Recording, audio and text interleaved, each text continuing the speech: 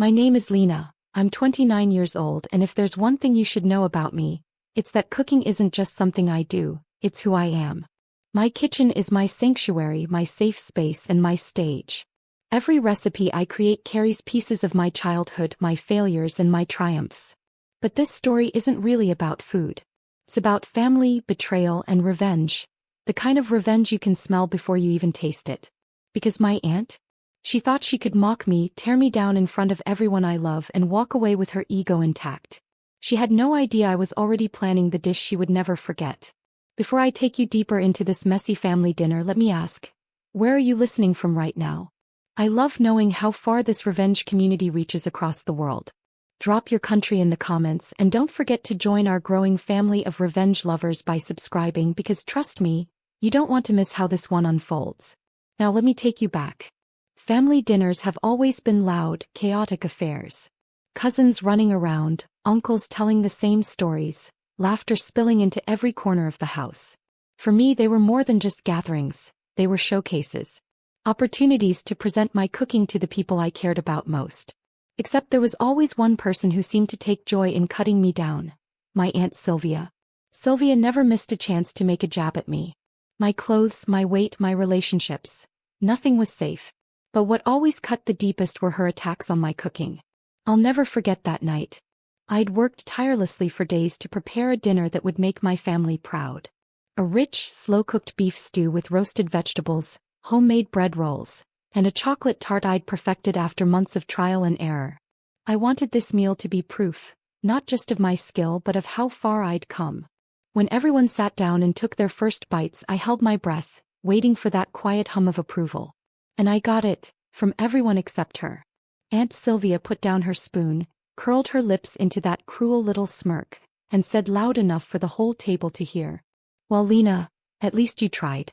But honestly, this tastes like something they'd serve in a cafeteria. I don't know why you bother." The room went silent. All eyes shifted to me, waiting to see how I'd react.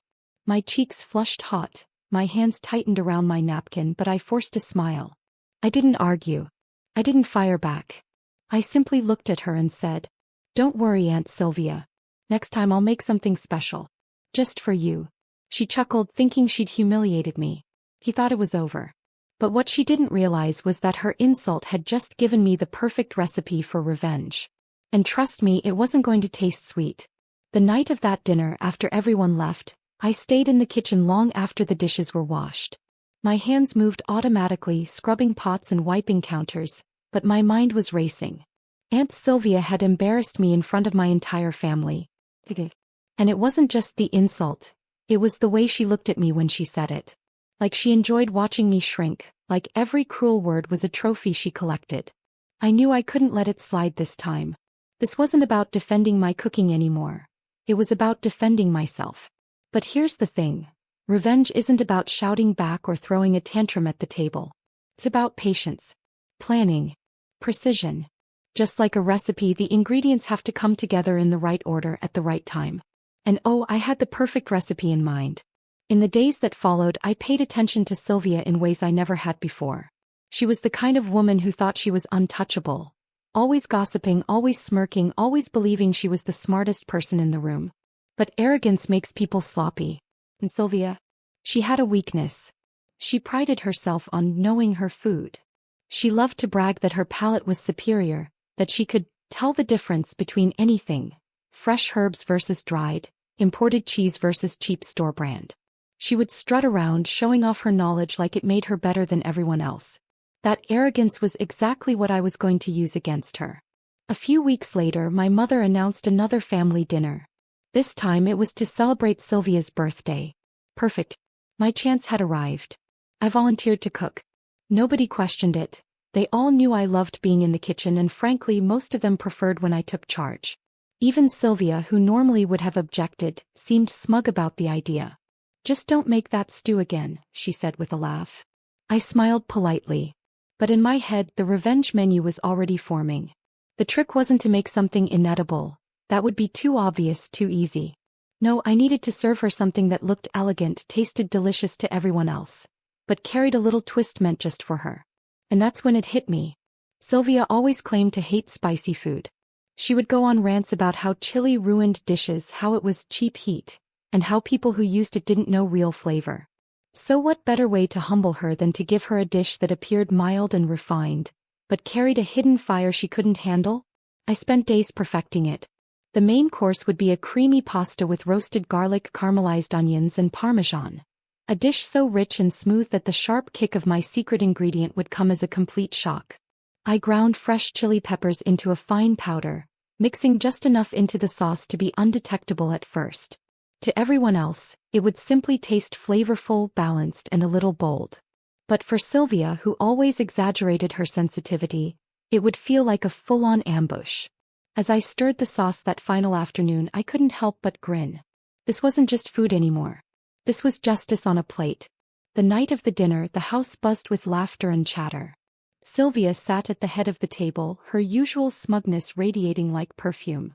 She was in her element, soaking up attention, convinced she was untouchable. And then I set the plates down.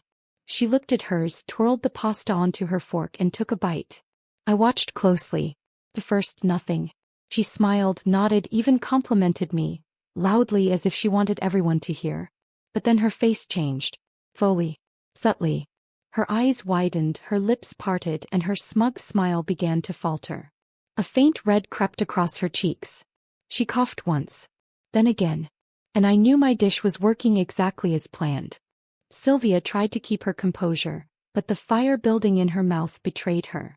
She reached for her glass of wine, gulping it down so fast she nearly spilled. The room went quiet. Everyone stared, unsure what was happening. "Are you all right?" my mom asked cautiously. Sylvia waved her hand dismissively, her face turning a deeper shade of red. She grabbed her napkin and dabbed her forehead, trying to play it off as though nothing was wrong. But then came the choking cough, loud enough to break the silence. "What is this?" she sputtered, her voice cracking. It's burning my tongue." I tilted my head, my expression calm. "Oh really? That's strange. Everyone else seems to be enjoying it." Around the table my family nodded. My uncle smiled, twirling another forkful. My cousin gave me a thumbs up. Even my usually picky younger brother said, "This is actually amazing, Lena." Sylvia's eyes darted from face to face. She wanted someone to agree with her, to validate her complaint, but no one did. To everyone else, the dish was perfectly balanced. To her, it was torture. That was the beauty of it. She pushed her plate away, fanning her mouth with her napkin. This is inhumane," she snapped, her voice rising. "What did you put in this? Chili? You know I can't eat that." I leaned back in my chair, meeting her glare with a calm smile. "It's just a little seasoning. Nothing anyone else seems to mind. Maybe it's just your sensitive palate." The words hit like a blade. My family chuckled softly, some hiding their grins behind their glasses. For the first time, Sylvia looked small, cornered. She stood abruptly, muttering something about losing her appetite, and stormed off to the bathroom. The rest of us ate in peace. The tension had broken, replaced by quiet amusement. For once, Sylvia wasn't the center of attention. She wasn't controlling the narrative. When she finally returned, her face still flushed, she avoided looking at me. She sat in silence while the rest of the family praised my cooking. It was the sweetest victory I'd ever tasted. And here's the best part.